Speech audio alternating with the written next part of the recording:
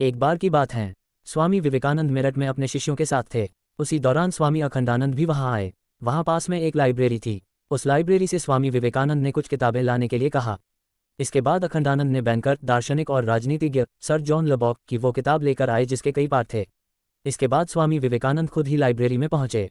उन्होंने लाइब्रेरियन से कहा कि उनके द्वारा पढ़कर लौटाई गई किताबों से वो कुछ भी कहीं से और किसी पेज से कोई भी सवाल पूछ सकता है। इस पर लाइब्रेरियन थोड़ा हंसने लगा। फिर उसने किताबें उठाई और किसी भी पेज को निकाल सवाल पूछने लगा। उसने कुछ देर में ही दर्जनों पन्नों से सवाल पूछ डाले और स्वामी विवेकानंद ने एक एक शब्द के साथ उसे पूरी लाइन सुना दी। ये देखकर लाइब्रेरियन दंग रह गया और उसने हार मानते हुए अपनी गलती का पछतावा किया और उनसे क्षमा मांगी।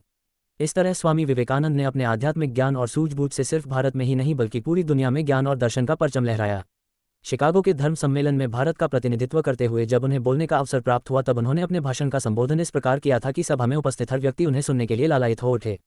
अपने भाषण की शुरुआत उन्होंने मेरे अमेरिकी बहनों एवं भाइयों के साथ की थी। उनके स्वयंभू संबोधन के इस प्रथम वाक्य में वहां मौजूद सभी लोगों का दिल जीत लिया। स्वामी विवेकानंद के जीवन पर उनके गुरु रामकृष्ण परमहंस का गहरा प्रभाव था। भारत में स्वामी विवेकानंद को एक देशभक्त सन्यासी के रूप में जाना जाता है और उनके जन्मदिन को राष्ट्रीय युवा दिवस के रूप में मनाया जाता है। उनके जन्म दिवस पर जानते हैं उनके बारे में कुछ विशेष बातें।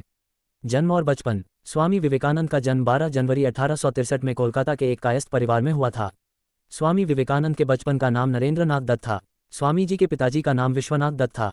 वो कोलकाता हाईकोर्ट के एक प्रसिद्ध वकील थे। माता का नाम भुवनेश्वरी देवी था।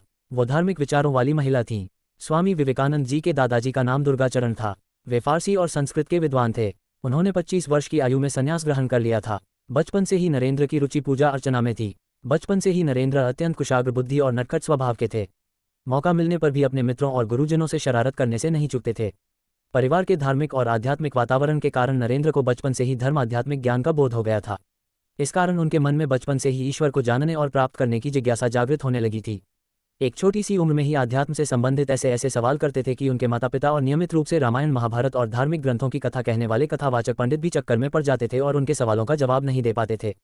चलिए जानते हैं स्वामी विवेकानंद के अनमोल विचारों के बारे में। जब तक आप खुद पर विश्वास नहीं करते तब तक आप भगवान पर विश्वास नहीं कर सकते।